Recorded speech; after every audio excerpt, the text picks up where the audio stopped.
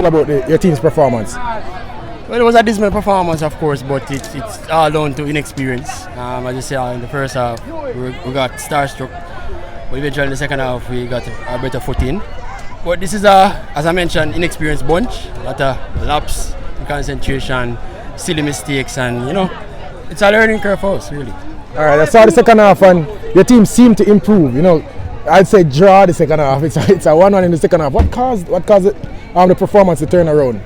Well, as I mentioned, the word inexperienced. They got the experience in the first half, so they recovered on it, and they got the better footing in the second half. I don't know what really went well with St. Catherine, but probably they got ahead of themselves, and they really let us in as well. But it was a better second half because they learned from the experience in the first. All right, coach. Talk to us about your season that you're having. Are you pleased with it? And is this a building phase for, let's say, the next year or two, or this was a season that you're looking forward to doing something serious? Well, definitely, it's a transitional season where we're looking to restructure the program. We came in late as coaches. The program started late as well, but it's not the old Trinity of yesteryears. It's really a new Trinity, new dimension. But it's a work in progress. This season really is kind of topsy-turvy, really, up and down, all over the place. But it's understandable because it's inexperience at the end of the day. All right, coach. Wish you all the best for the rest of the season, all right? Definitely, respect. Thank you.